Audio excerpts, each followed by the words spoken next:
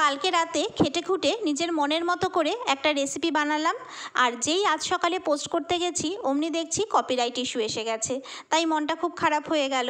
আমি সাধারণত এরকম রেসিপি চুজ করি যেটা তোমরা ইনগ্রিডিয়েন্টসটা খুব সহজেই খুঁজে পাবে, আর লোককে খাইয়ে তোমরা ওদের মনও জয় করতে পারবে, কিন্তু কিছু করার নেই। যা হোক, সেসব ভুলে আজকে আবার নতুন করে শুরু করলাম আজকের রেসিপি কাশ্মীরি সাদা আলুর দম। চলো এবার বলি।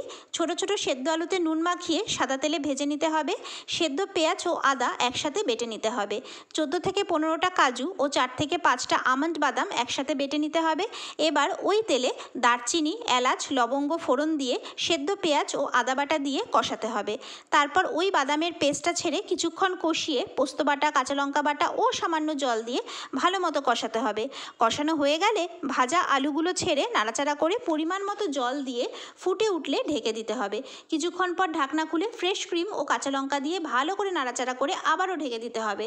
2-3 মিনিটের জন্য এভাবে তোমরা ঢেকে রেখো। এটি লুচি, পরোটা, পোলাওয়ের দিয়ে দারুণ জমে যাবে।